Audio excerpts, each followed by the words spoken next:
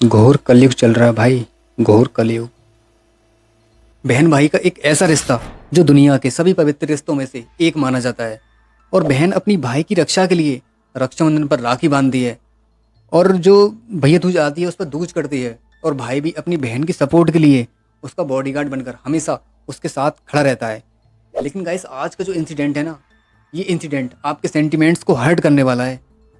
क्योंकि इस इंसिडेंट में दो भाई अपनी एक 14 साल की बहन के साथ इस तरह से दरिंदगी करते हैं कि ये सब कुछ एक साल लगातार चलता रहता है और वो प्रेग्नेंट हो जाती है।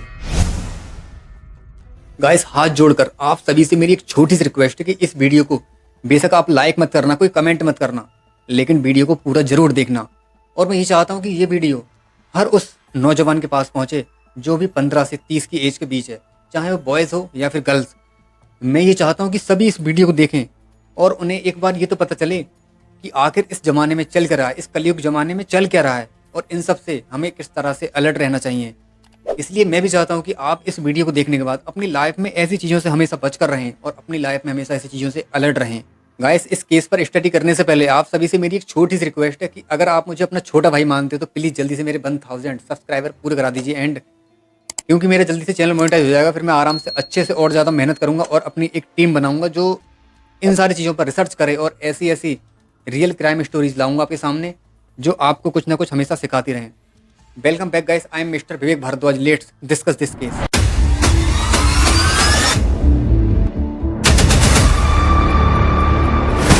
गाजियाबाद की एक कॉलोनी में एक फैमिली रह रही होती है जिसमें पेरेंट्स और उनके 3 बच्चे होते हैं। बट किसी बीमारी की वजह से फादर साहब जो होते हैं वो एक्सपायर हो जाते हैं और जो मदर होती हैं उन पर फिर पूरे परिवार की जिम्मेदारी आ जाती है और वो घरों में जाकर जो खाने पीने का काम होता है वो करना शुरू कर देती हैं। 3 बच्चों में एक 2 भाई होते हैं, एक 20 साल का और एक 23 साल का, और उन्हीं की एक छोटी बहन होती है जिसकी एज 14 साल होती है और वो क्लास 8th में अपनी पढ़ाई कर रही होती है। डेली उनकी मदर खाना बनाने के लिए दूसरों के घर जाया करती थी और जो दोनों भाई थे वो जॉब करते थे कहीं पर, क्योंकि उनके घर की स्थिति ज़्यादा अच्छी नहीं थी। इस वजह से उन्होंने अपनी पढ़ाई छोड़कर जॉब करना शुरू कर दिया था। अब जो बच्ची थी ना वो अपने स्कूल चली जाया करती थी सुबह को। अब दोपहर के बाद आने के बाद उसका क्या काम था कि दोपहर को आने के बाद सबसे पहले वो अपने घर का खाना वगैरह बनाएगी, उसके बाद थोड़ा पढ़ेगी और शाम का भी खाना उसी के अंडर में था। क्योंकि उस बच्ची को पता था कि मेरी माँ कहीं पर काम करने जाती हैं और मेरे दोनों भाई भी जॉब पर जाते हैं। अब वो हारे थके आएंगे तो उन्हें खाना तैयार मिलेगा तो आकर वो खाना वगैरह खा लेंगे आराम से। और ये सब कुछ इस वजह से सब कुछ सेटलमेंट हो रखा था उनकी लाइफ में। बट उनकी मदर की नज़र में ये सब कुछ नॉर्मल चल रहा था, लेकिन जितना ये नॉर्मल लग रहा है ना, ये बिल्कुल भी नॉर्मल नहीं था। यहाँ पर रियलिटी कुछ और ही थी कि उस घर में कुछ ऐसा कांड हो रहा था जिसकी वजह से उस बेचारी छोटी सी बच्ची की ज़िंदगी नरक हो रखी थी। क्योंकि वो दोनों भाई अपनी बहन के साथ छुट्टियां मार मार कर घिनौने काम करते थे। एक दिन सुबह सुबह उस गुड़िया की मम्मी काम पर जा रही थी। अब वो गुड़िया अपनी मम्मी के पास जाती है और कहती है कि मम्मा आप आज काम पर मत जाओ, मेरे पेट में काफ़ी पेन हो रहा है और मुझे किसी डॉक्टर के पास ले चलो। माँ फिर बच्ची से कहती है कि बेटा मुझे काम पर तो जाना होगा, लेकिन मैं तुम्हें दवाई लाकर दे रही हूँ, तुम उसे खाकर आराम कर लेना और आराम से सो जाना। क्योंकि माँ को क्या पता था कि बेचारी के उसके पेट में आखिर है क्या।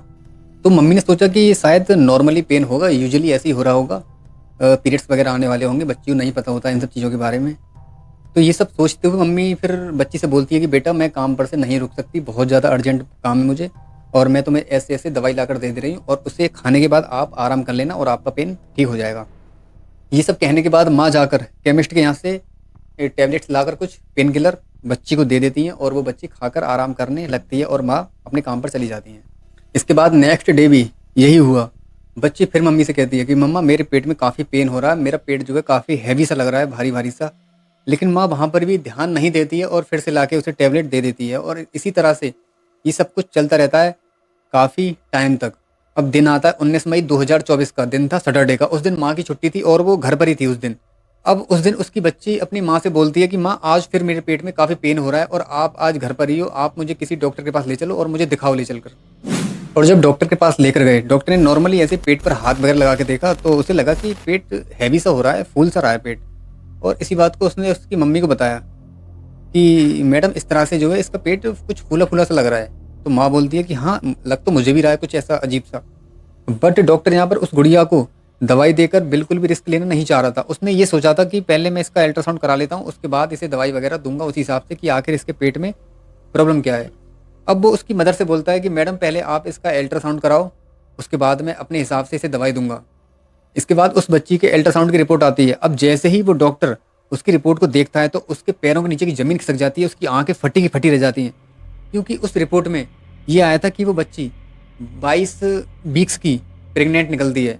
लेकिन अब डॉक्टर के दिमाग में ये बात थी कि आखिर ये बात मैं इसकी माँ से कैसे बोलूँ, कहीं ये चप्पल जूते लेकर मेरे ऊपर ना भिड़ जाए।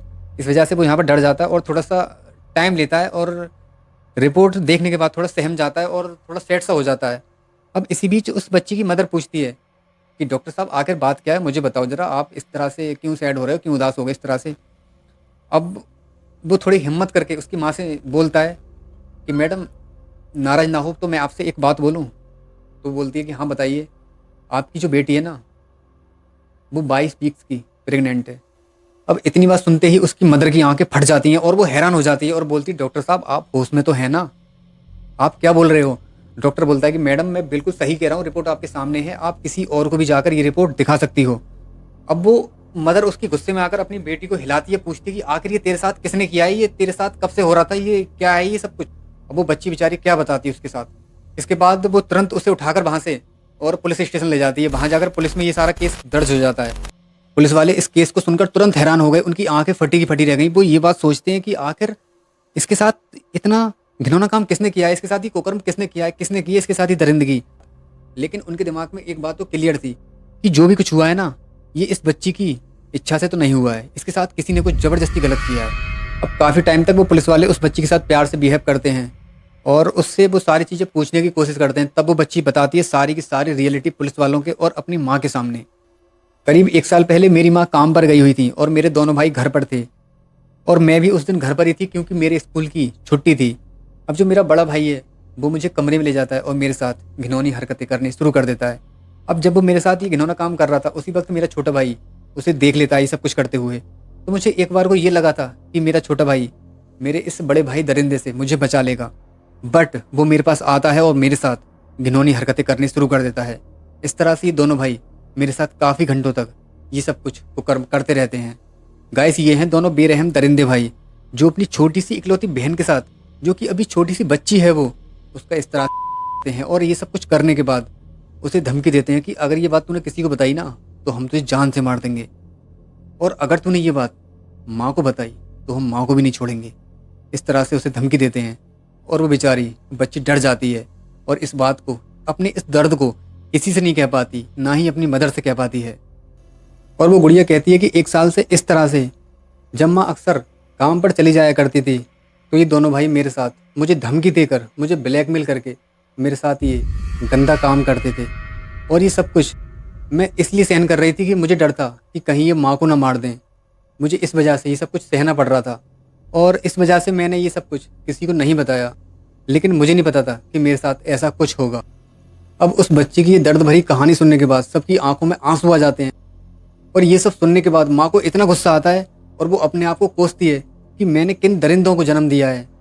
वो दरिंदे बेटे जिन्हें अपनी बहन पर एक पल के लिए भी तरस नहीं आया कि आखिर हम दोनों उस बहन के साथ क्या कर रहे हैं जो कि एक अभी छोटी सी बच्ची है। अब ये सब कुछ सुनने के बाद माँ को गुस्सा आता है और वो पुलिस वालों से बोलती है कि सर आपसे जो हो सके कठिन से कठिन सज़ा दो मेरे उन दोनों बेटों को और जाके घर से गिरफ्तार कर लो, वो भी घर पर ही हैं। इसके बाद पुलिस जाती है और उन दोनों लड़कों को गिरफ्तार करके उन्हें जेल में डाल देती है। तो गाइस इस केस को लेकर आपका कोई भी ओपिनियन हो तो प्लीज़ कमेंट बॉक्स में ज़रूर बताना, क्योंकि आपके छोटे बड़े भाई बहन इस वीडियो को कमेंट बॉक्स ज़रूर चेक करेंगे और वो देखेंगे कि हमसे बड़े लोगों का या फिर छोटे लोगों की इस वीडियो को लेकर क्या मेंटलिटी है। ये मत लिखना कि ये वीडियो अच्छी है, ऐसी है, वैसी है, मैं कुछ नहीं चाहता, बस इस केस को लेकर आपका क्या डिसीजन है। तो गाइस आज के वीडियो में इतना ही। आगे तो अपने भाई विवेक भारद्वाज को मिलता हूँ इसी तरह की नेक्स्ट क्राइम स्टोरी में। जय हिंद, जय भारत, वंदे मातरम। Thank you.